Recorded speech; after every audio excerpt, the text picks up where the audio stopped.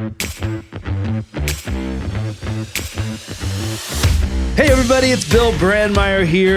Another edition. This is our third episode of Movement is the Medicine, a podcast that explores the positive impact of physical activity on our overall well-being. And I am more excited than ever to continue this discussion as we kind of go down this road with different people in this world that use movement to really make themselves feel better. I'm here with Dr. Doug. Hey, Dr. Doug, say hi, everyone. Bill, great to be back here. Today, we have a great guest. We're going to discuss triumph over adversity. We're going to talk with Dorell Lawrence Wright, the journey through basketball, what it's meant to him to have this incredible sport to anchor his life, some of the ups and downs that he's experienced, and we're really excited to bring him on. He's a friend of Doug's. Doug, you have a long-term relationship with Dorell. That's right. And he's part of the team. Right. Dorell, welcome to the program. Movement is the medicine. What do you think, buddy? Sir, I love it. Appreciate you guys having me, man. Well, we appreciate you being on. It's appropriate, right? It's March of Gladness, March Madness. We're here watching basketball every single weekend, getting down to the Final Four teams. Exciting all around. Dorell, we're going to talk a lot about what basketball has meant to you, how you got started. I'm going to start the conversation off with this one quick question. When you watch something like March Madness and you see the tournament, is there a part of you that wishes you would have experienced college basketball? Yeah, I guess just playing for something, being a single game elimination and just everything is on the line. So that's the one thing that I wish I could be a part of, because who doesn't want to play in a big game when you got your whole town, your city, and university, from the alumni to the students rooting for you. So it's something I definitely missed out. But when I see the referees and the calls and the style of play, I made the right decision. I love it. And the NBA tried to do a tournament this year. Did you pay attention to that winter tournament that they did? Do you think that's going to be something that goes?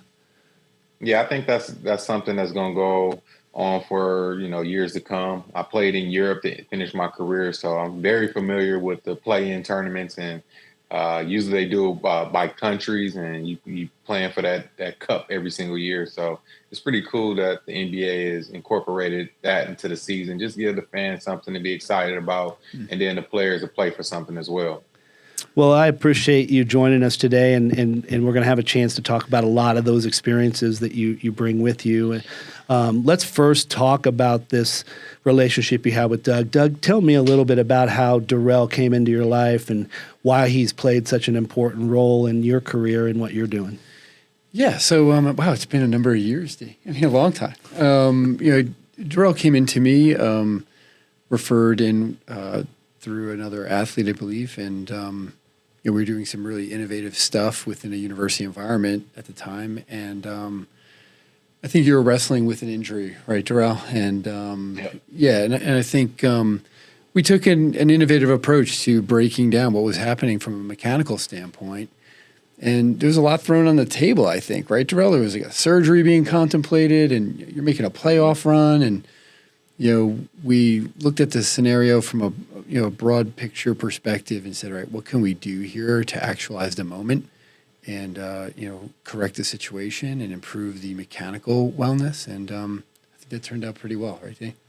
So the biomechanics. I'm sorry. Go ahead. It did, right? I think you had a good trend, and I think it's been a while, but I think you made the playoff run that year, right? Or you were able to extend into the end of the year, where a surgery, I remember, would have derailed that, right? Yeah, no, the surgery definitely would have derailed everything. It was just after I got back from China, and I was working out. I knew the Miami Heat was very interested in signing me for the rest of the year. A team that I had a lot of history with, and that workout was coming soon, and my knee wasn't acting the right way. And Doug got me right, man. We figured it out and got everything strong around that knee, and I was able to go off and make a run with them later in the season. I definitely want to know more about how that happened, because I think that's integral to the whole conversation, right? That why the podcast exists, that knowing that there are times when we're using our body in a way that it's actually doing more harm than good.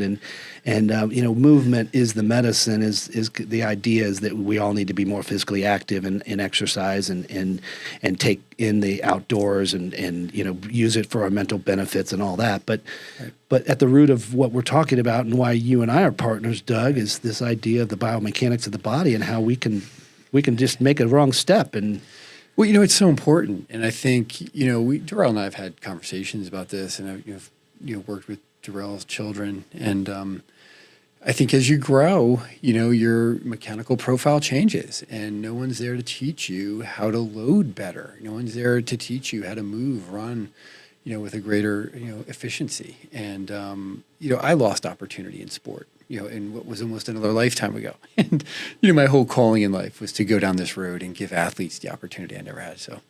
Yeah, it's cool. Great, great to help guys like Dorell, at where he was at his athletic career, and it's equally enthralling for me to get the young developmental athlete who's hungry. They want to make a pro level. They want to go to college, have a great college experience, and being able to influence the athletic opportunity across the spectrum has been great for me as a professional. So. Yeah, well, that's why we're here. That's awesome. Yeah. So, Dorell, when you were little, when did you first pick up a basketball? And tell me a little bit about what it was like growing up in Southern Cal.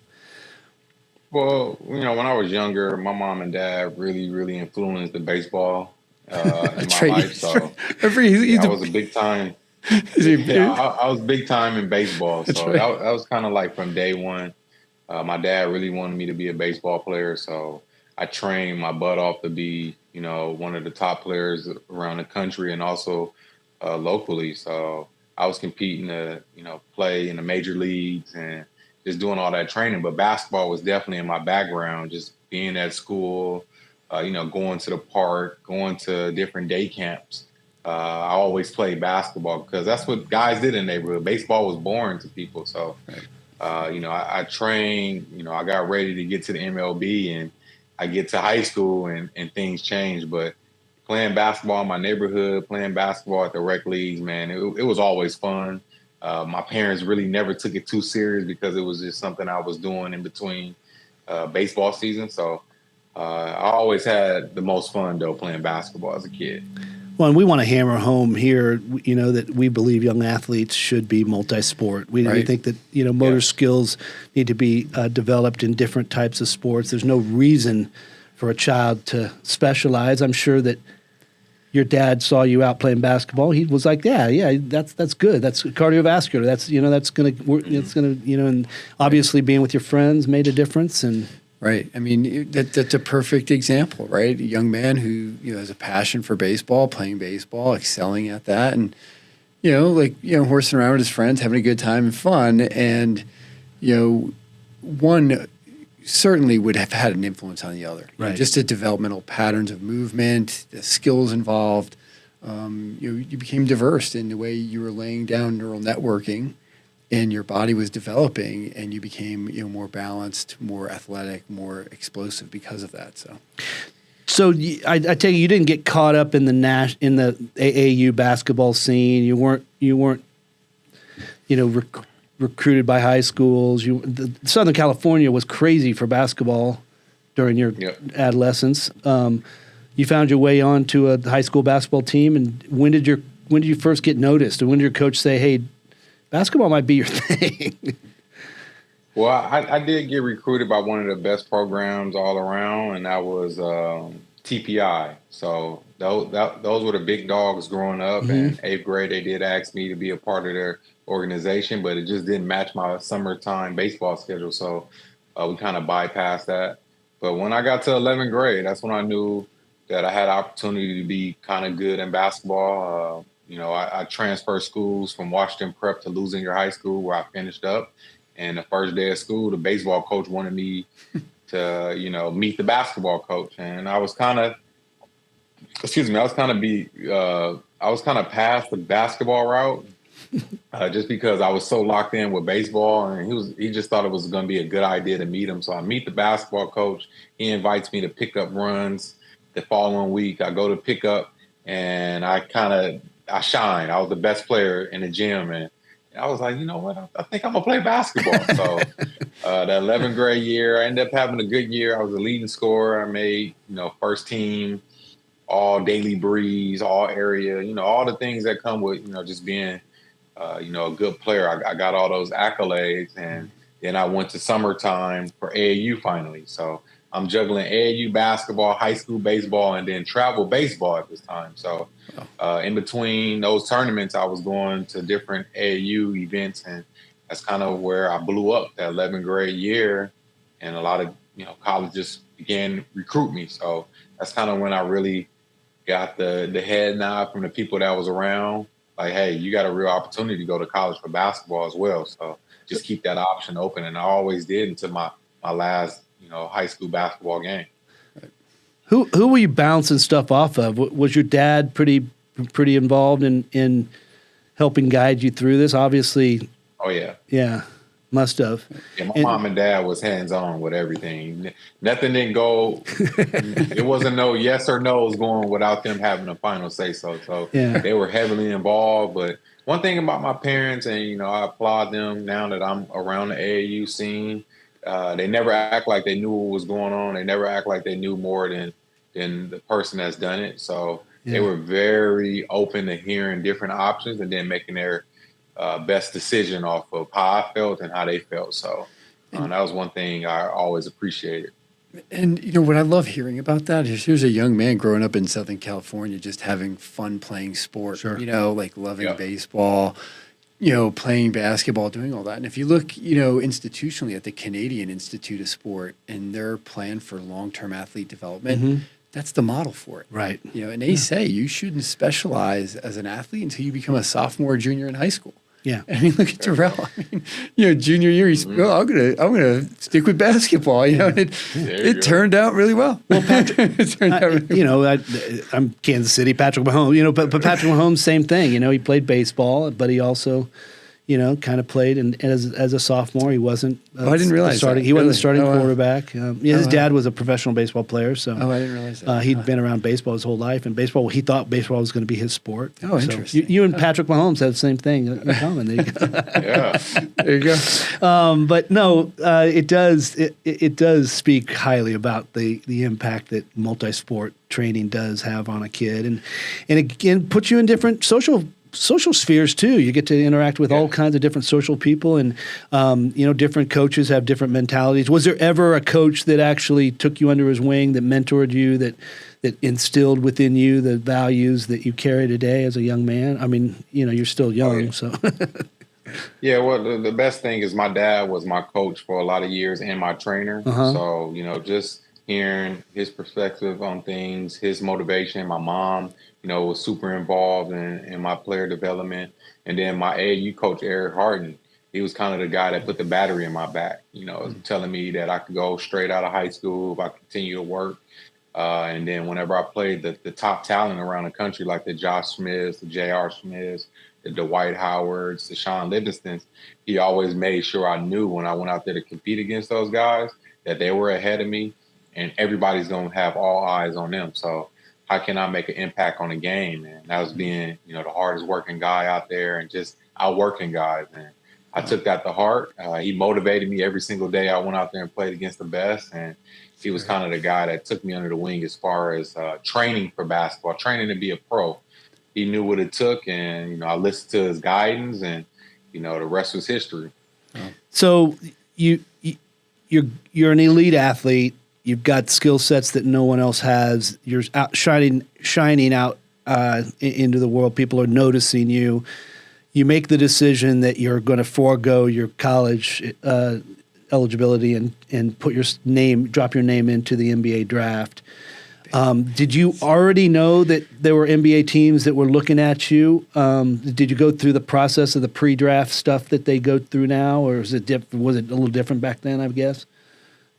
Oh, yeah. I knew people were on me because once I did that prep year, that fifth year, everybody knew that the idea of me coming to prep school is, me going straight to the league. But I thought that was between myself and my AAU coach. But the first day of school, I get there, everybody's like, yo, I heard you going straight to the league next year. And I'm like, I downplayed it for a whole year.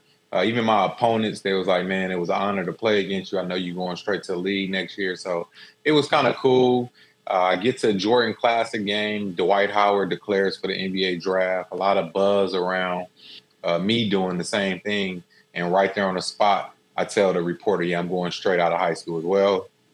I woke up to a million phone calls and text messages asking me, what the hell am I doing? And why did I tell them that? It was just a little too early for me to tell people what I was doing. But to answer the question about did I know, man, I had Danny Ainge, Pat Riley, all kind of GMs sitting in the stands of high school games. So just imagine how nerve-wracking that was to see guys that you idolize or watch growing up sitting in the crowd at a high school game watching you play. So did it ever get the best of you? It was at stake. Oh no, never, man. I was built to go out there and just perform and play hard. I think that's a lost art now, and youth sports is just competing and playing hard as you can, and then at the end of the day, you just live with your results. So, I think me, just showing that grit and grind on the court, that kind of took away if I had a good or bad game. Wow, that's great. Well, that is great. I marvel at your maturity, even at that age. I mean, your maturity now, but hats off to your parents. I just have to kind of have to give them credit, even that I don't even know them. Yeah. But because a kid your age would get lost in that. Sure. Just to step back, with Dorell playing multiple sports, I see it with my young kids now who are 10 and 8. They're playing in. They went from outdoor soccer to indoor soccer to build skill set, and that's amazing, and they love the competition of that. But right off of that, let's get them in a travel team. I'm like, whoa, let's slow down. Where are we going to be traveling to? We could be going to Minnesota. Do you want us to go to Nebraska? No. We just had an 8 and a 10-year-old. Let them have a little fun, right? Yeah, so, for sure. Hats off to your parents, Dorell. Thank you. I appreciate that. Yeah, unbelievable. Because then I'm in the parent role, and I'm like, wow, should I put him in that league? Because every parent thinks their kid's going to be the next Messi, right? So I'm like, he's going to start playing. But I was like, no, let him just take a pause. And he's playing baseball now. So that's what's up, man. Just take your time. So when you got to the NBA and you get drafted by the Miami Heat, right? Dwayne Wade and LeBron. I mean, were they your teammates then? No, it was Dwayne Wade when I first got there. It was Dwayne Wade, Udonis Haslem, Lamar Odom, Caron Butler. Okay. And then, we make that blockbuster trade for Shaquille O'Neal maybe a month and a half that I'm, part of the organization. So now I'm playing with a guy that I watched win 3 championships for my city in Shaquille O'Neal. So imagine that being your teammate, your first year in the league. Dwayne Wade, Eddie Jones, and Shaquille O'Neal, and a bunch of other great, veterans that I played with. So it was an amazing first few years in the league. Did you ever play with Kareem Rush? No. I played against Kareem Rush. Okay. But I played with his brother, Brendan Rush. So okay. We were teammates in Golden State. He's a good dude. I love they're a neat his whole family. Yeah, neat family. Yeah, they're friends of mine. So that's cool. So you are in the NBA. You're surrounded by stars. Did you have any sense that your star was going to go right up there? I mean, were you going to be that? Is that where you thought you were going, or were you always had a sense that you were the guy who tried the hardest and worked the hardest and was part of a team and you were the glue, or how'd you see yourself? I saw myself being a 5-star kid coming out of high school. So I felt that, I was coming right in, I was playing, I got drafted out of high school and, basically get thrown the keys from day one. And I had a totally different experience. It was the opposite. I came in as the young guy that needs to develop, who has potential, who still needs to get stronger, who still needs to understand the game of basketball. So just imagine being a guy for so many years and then they tell you, hey, you're going to be more on the player development side. You're going to be, dressing in street clothes every day and you're going to put in the work, 2 or 3 times a day. And that was hard on me because I thought, with my draft position being a first-round pick, 19 out of high school, it sounds amazing, but, you got to work for things. And that's something I really respect with Pat Riley and the Miami Heat organization. The player development was on point. So They didn't have to throw me out there. And I have to prove myself as an 18, 19-year-old kid. And if I failed, now I'm out of the league in 2 or 3 years. So the fact that I was able to, sit behind some great veterans, get, mentored by a guy like Alonzo Mourning, a Eddie Jones, a Gary Payton, Jason Williams, all these great players that I've been watching my whole life, and them telling me, your time gonna come, young fella. And it finally came, and it was time for me to seize the moment.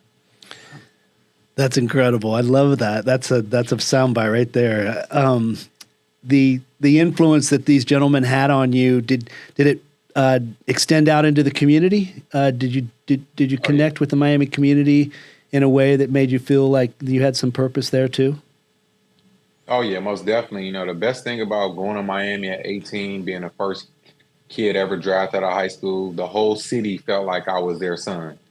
Everywhere I went, they just, it was just like the little cute kid that the Heat just drafted. So, it was always, oh my God, you look so young. I can't believe you're a baby in Miami. So, it's crazy when I go back, or, now that my brother plays for the Miami Heat, everybody just can't believe it. They can't believe the person I've become. They can't believe, the family man that I am, because they watch me as a 18-year-old kid, I go through his ups and downs in front of everybody. So the community always shows support. Luckily, I was able to watch Alonzo Mourning, D. Wade, Udonis Haslem, do the things in the community with their foundation. So after those 6 years I spent them in Miami, I was able to start my own foundation and give back to the less fortunate, to the inner city kids, to the single mother homes, the people that I identify with and recognize, just being a young kid growing up in SoCal. So I was able to give back, and just learning all these things from those guys made me, even better in the community to people. Now you're speaking my language. I like it. So when did you face your first injury? When was the first pivotal injury where you're like, man, I got to fight my way back? Yeah, I think it would be my my meniscus tear. I did it in 2008. I was playing some great basketball. I finally cracked that starting lineup. I was playing 20 to 25 minutes a game, 30 minutes a game, and everything was going well. And, I was on defense and made a crazy movement, and I thought I hyperextended my leg. Because a funny thing is, when I used to play baseball back in the day, I used to have this high kick. And sometimes I go so high, my leg will swing in and my knee would kind of get like caught. And then, I do some weird thing and they go back in place.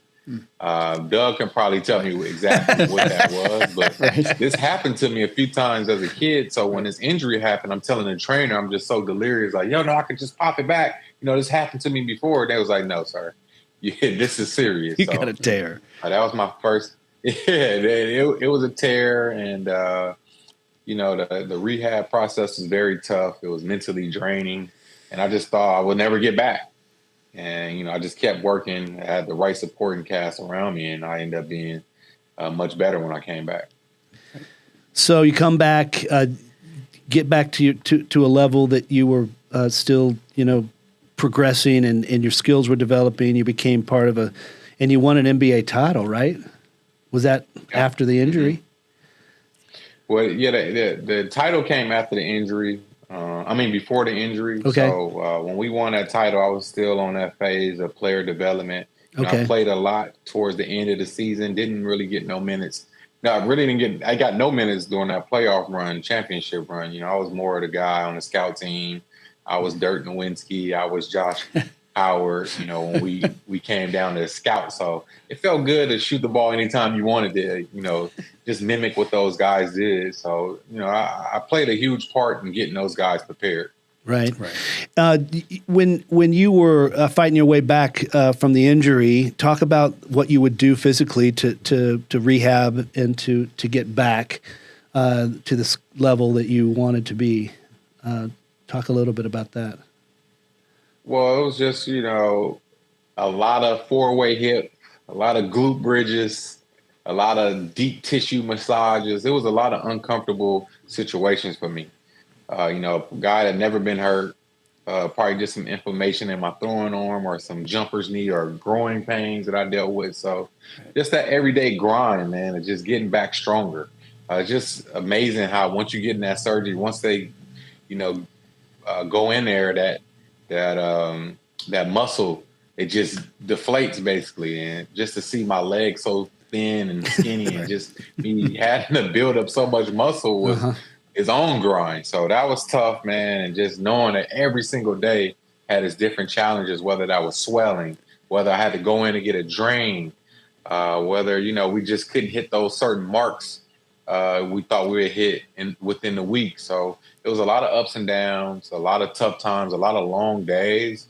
But, you know, I was able to manage and, you know, find ways to be positive in a situation, and I never quit.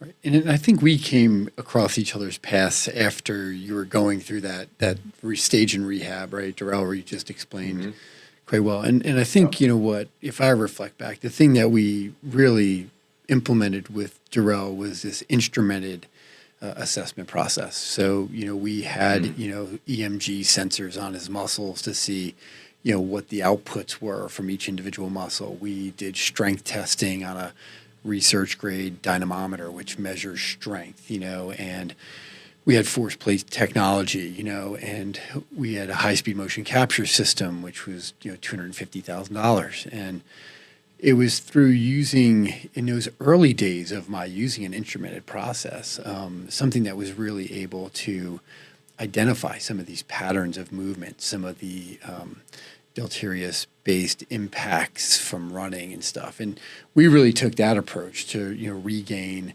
you know, some of the lost mobility out of the knee, help patellar mobility, and then implement an instrumented process of assessment and training to really help get him back where he had to be. And I mean, if you take this into consideration, surgery is, you know, needed with an injury of that magnitude, but you have to look at a surgery as a controlled trauma.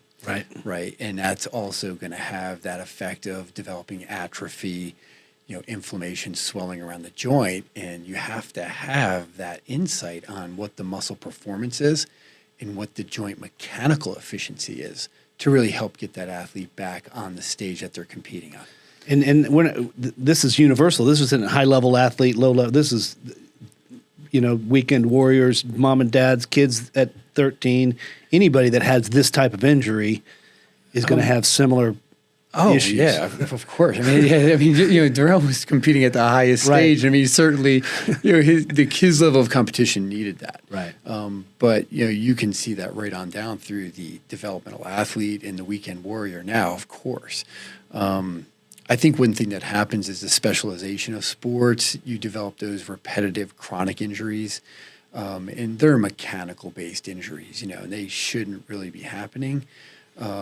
It's usually an overload principle. You're not monitoring the volume and intensity. Right. And then what nobody knows is the load capacity of that athlete's structure, you know, how much their structural integrity can handle. And that's where you get the breakdown. Dorell, during this time, you were able to meet a partner, a beautiful woman that you decided to marry and have kids. And personally, was life a challenge while you were an NBA star? I mean, obviously, we all have challenges with relationships and growing up and what it means to be a father and a husband. But can you talk a little bit about that journey? Oh, yeah, most definitely. You know, when your life just switches like that, and you got a full-time girlfriend living, then you add a kid to the dynamic. So, yeah, man, you know, I just had to grow up fast. Once again, thankful for my parents for showing me the right way to be a parent. My dad showing me the ropes of being a good father and a present father as well, you know, not just with money, you know, because a lot of people, you know, are present with their money. I'm more present with my time and, you know, cheering on my kids and making sure I'm there. And that had a lot to do with why I retired. So, well, I don't want to say early because, you know, I did play 16 years, but when I retired because I wanted to be, you know, more present and in the moment with my kids as they were growing. But yeah, you know, my wife just made my life a lot more easier. I could kind of focus more on family and basketball. And she basically took care of everything else, you know. Yeah. Whether that was the bills, the food, and, you know, just the logistics of being a professional athlete, you know, So she did an amazing job, and still to this day doing an amazing job with carrying the family and being that backbone that everybody speaks about. So it was definitely a great dynamic for me, especially the time in my career. I was in my 3rd year in the league, and it was time for me to settle down after having, so much fun my first 2 years living in Miami. Were there times when you were tempted to act out in ways that probably weren't the best for you? And how did you fight off the temptations of what this world kind of offers every kid that was in your position? I mean, I'm sure you were hit in 1,000 different ways by things that could have been bad. Oh, yeah, most definitely. And I made my mistakes in life as well, on and off the basketball court. So I'm not going to act like somebody that's invisible to things because, being a professional athlete with millions of dollars, you can pretty much do whatever the heck you want to do. There's always going to be somebody that's trying to pull you back and make you make the wrong decision. So it happens. It's a part of the job. You get so many things thrown at you, whether that's positive or negative. So Right. It's really up to you, your circle of friends and family to help you make the right decisions. Because, being a professional athlete, trust me, you make crazy decisions on the go and you don't really think a lot of things through. So it's important to have that supporting cast and that small circle of people that you can rely on that's going to hold you accountable and let you know, about, the decision that you're making. So I always preach that to the younger guys, man, have the right people around you. Don't have the yes men or women around you that's going to tell you yes to everything. And then when you make that mistake or, you sitting in that room by yourself, you're like, man, I shouldn't have listened to them. So Yeah. always keep those people around you that's going to keep it honest and always real with you. I can't wait for you to talk to Ochai. there's a great documentary on David Beckham now. And I'm watching the documentary on David Beckham, and he's a young guy, and he scored a half field goal, and he's making all this money, and he came from humble beginnings. And they were telling stories how he'd get paid, go buy the Porsche, and then he'd have to get his next paycheck. He's living paycheck to paycheck, making an exorbitant amount of money, but just Not knowing what to do with it all. Yeah, not knowing what to do, right? And just the temptations of being a young man. Sure. Oh, that's a fancy car, I want it. So, Yeah. having the people around you to make good decisions. But I thought that was funny. It's just, So wow, I'm a pro. I'm going to, go have the fancy car and stuff. Yeah, there's no doubt. I mean, we see it. I mean, Right. watch Ballers or whatever. It's in, it gets Hollywood up and everything. But 16-year career, right? You made the decision to go to Europe. I'm just curious about making that choice and what your wife said, and obviously travel into a different culture but play a game that those people love. To talk a little bit about that experience as you kind of closed out what ended up being an incredible 16-year career, and you left a mark on basketball. Man, that was amazing. Just being able to go to Europe and, the culture was different. The basketball was different. Everything was different. It was more of that team basketball, move to basketball, really wasn't too much one-on-one. So it was a huge adjustment from NBA to Europe.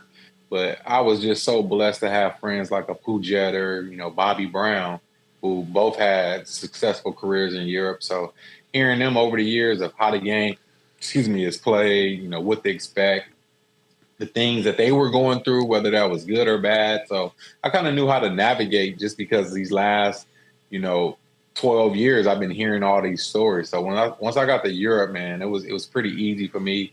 And I was just a hooper. I love to compete. I love to play. The league was going in a different direction with more younger guys. And just because I was young in age, I was kind of older in years service. So, they felt like they could go get 3 guys for my salary and, one pan out, we could roll with that guy. So me making that adjustment to go there and, taking my pride and ego out, knowing that I had 12 successful years and played at a high level for so many years, I went out there like, hey, this is a challenge for me, and I'm going to show you guys I can still play at a high level. And, 1 year winning the 6th man of the year, getting some great contracts over there. My family was just happy and very supportive and understood, hey, man, we're making a small sacrifice for, the longevity of our life. So, it was easy to sell them on it. That's cool. That's really cool. Well, One of the differences of the European game, I'm sorry, Bill, but a gentleman that, Dorell knows well, Epe Udo. Epe was playing in Europe after his NBA career, and he invited me over to work with him. I was shocked when they started lighting fires and signal flares in the thing. I was like, is everything okay? And the coach is like, oh, yeah, that's fine. That's European basketball. I'm like, wow, I was not accustomed to that. Like, you can't do that in the Madison Square Garden or anything. No, you're out of there. You might be banned for life. Yeah, you're banned for life. I love it. Well, you make the transition into, retirement, and you've applied yourself and your skills and your talent and your experience, strength and hope. You've shared it. Talk a little bit about what basketball has meant to you post-career, how you're using yourself to make the world a better place. Maybe talk a little bit about your foundation. Share with us. And does your body feel like you spent 16 years, or because you took care of your body? To talk a little bit about how movement has enhanced your after pro career. Yeah, just being able to reflect on a great 16 years playing at the highest level. Doing something that I didn't dream of as a kid. I dreamed to be a professional athlete, didn't know to be in the NBA, thought it'd be in the MLB. So just the blessing, that God gave me to be an example, to be a role model, was truly a blessing, just to be, the face of SoCal, the inner city in Los Angeles. So that was amazing. And then transitioning right away into sports broadcasting, being an analyst for the Warriors, a place that I spent 2 years as a player there, but I lived there for 13 years. And, just the city embracing me. I did so much for that community, and, they showed so much support for me on and off the court. So I'm always in debt to the city of Oakland and just the whole Bay Area. And then, just having a foundation and that's basically where it started at, giving back. I've done things like the city of Oakland couldn't feed, the homeless. One year they cut their budget short, so I was able to come in and save the day and feed over 1,500 people. I was able to get 2,500 jackets, for the less fortunate, and they were able to come by and grab a jacket or two for their families. Just adopting single mother families for Christmas and having these kids have a great Christmas and putting whatever they had on their wish list and trying to get as many things off that list for them so they could have, an awesome day. Doing the scholarships that I do, sending kids to college and, sending 10 kids. I think we do every year. I got to get the count on that. My wife's going to be mad. I think it's 10 kids we give $2,500 to, on a scholarship where they got to write an essay and submit that essay in, and we choose kids like that. So it's been amazing just giving back, and just really being able to pave the way for the next generation. My AAU basketball story, teaming up with Russell Westbrook and, just being a coach in his program, Why Not, which is an EYBL Nike team. And, I'm able to be next to the next generation of kids and really, tell them how it's going to be at the next level and, treat them like a pro. So Jared McCain is one of the kids that I coach. Robert Dillingham is a kid that I coach. So these guys are going to be lottery picks in this upcoming draft. So it's a great feeling to just give back to the community. And the reason why I'm able to be in this position is because of the work that I put in as a young kid and then making it to, the NBA and being a voice of the people. So it's been amazing, to be honest with you. Well, I absolutely love it. And, in closing, I just want to share with the audience, encourage them to take on the challenges of life like Dorell has done and reinforce this idea that parents have an incredible role in their kids' lives in helping navigate all the special things that can happen in life if the parents are there and if they are encouraging and if they're not thinking they know it all. I love that you said that your parents didn't act like they knew it all. I mean, that's a testimony to being humble, but also being involved. You don't have to be the hovering, kind of freaked out, pressure packed parent that is driving. You can have a sidecar kind of relationship with your student athlete, your son, your daughter, who are participating in these kinds of sports, and just be there along for the ride to guide them and to be present. Yes. And I'm glad that you've picked up the torch and you're doing that with your kids. Sounds like you have a little brother who's excelled at the highest levels too, which is incredible. I mean, obviously a testimony to your parents. So I encourage the listeners to understand that this conversation is exactly what we're talking about. The power sports has to transform us into better people, accelerate our lives into better places, help us with our relationships, the people that we love, help us navigate the world as it is, and really find our way into a successful place where we're giving back. And you're that. So thank you so much. It's incredible. I appreciate that. So one last question. Thank you, Bring it. Yeah, no, D, thank you for that. Sorry to interrupt you, but so what was the team growing up? Who's the baseball team? Who'd you follow? My team? Oh, man, Dodgers, baby. Carroll, Raul Mondesi, They got it all lined up now if they don't win this year. Come on, man. We got to win this one. I was disappointed last year, but my guy Mookie Betts, he at shortstop looking good. We look good so far, so I'm looking forward to a big year. Yeah, well, if you come to Kansas City, I'll take you to Dorell's game. We'll have some fun watching our young team. Oh, yeah. And I'm not sure if the Dodgers come this year or not, but it'd be kind of fun to have you out. I will be in Kansas City, too. We have an EYBL stop. We were there last year. Nice. You guys got to point us into the right direction of the best barbecue. We went to a few spots. Right. It was solid, but I got you. I got you. I know exactly where to go. Sure. All right, man. I'm looking forward to meeting you. I'm really glad you joined us today. Doug, as we kind of walk away from this, I kind of would love for you to kind of help close us out with what it's meant to have Dorell as part of your team, promoting the proper types of movement in order to improve not only healing from injury, but just how do we carry ourselves into this world because movement is such a critical piece to the puzzle. Right. I mean, for me, at the moment where I met Dorell, again, it was for me, can I help this guy get back to where he wants to compete at the highest level, right? And we were able to do that through his hard work and through some of the things we mentioned with instrumented processes and high technology platforms and insight. And, at the time, it was probably 15 years into my career. So that was amazing to be able to help him continue to actualize his dreams and aspirations. So that was phenomenal.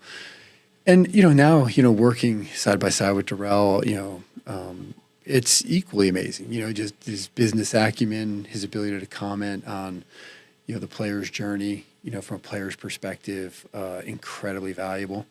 Working with him, as a consultant, as a advisor has been equally amazing from my perspective, because I'm getting to learn so much from his world that, in a patient client, a patient practitioner environment.